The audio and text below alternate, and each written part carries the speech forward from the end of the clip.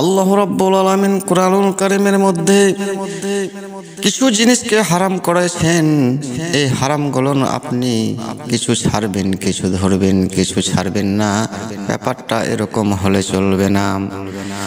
যতগুলো হারাম ঘোষণা করেছেন সবটাই আপনাকে ত্যাগ করতে হবে। এখন আপনার সহজ গলান ছাড়বেন, যেটা আপনার স্বার্থের বিপক্ষে যায় সেটা আপনি ছাড়বেন না। ব্যাপারটা এরকম হলে চলবে না। আপনাকে নামাজ পড়তে ভালো লাগে, নামাজ পড়ছেন।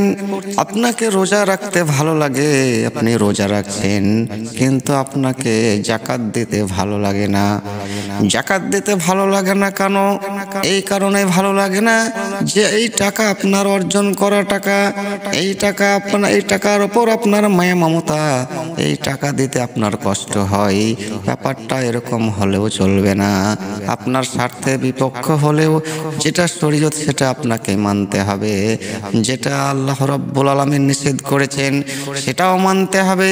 যেটা আল্লাহ রাব্বুল আলামিন আদেশ করেছেন সেটাও মানতে হবে। এখন কিছু হারাম আপনি ছাড়বেন, কিছু হারাম আপনি ছাড়তে পারবেন না।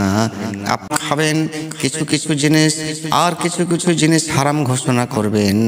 এইরকম হলেই চলবে না। যতটা হারাম রয়েছে সবটা আপনাকে ত্যাগ করতে হবে।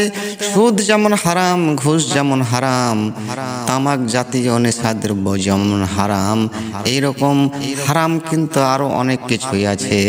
এই হারাম সবটাই আপনাকে ত্যাগ করতে হবে। তাহলে আপনি ওই কিতাব দিয়ে ওই রাষ্ট্র চালাতে পারবেন, এই কিতাব দিয়ে আপনি সমাজ চালাতে পারবেন।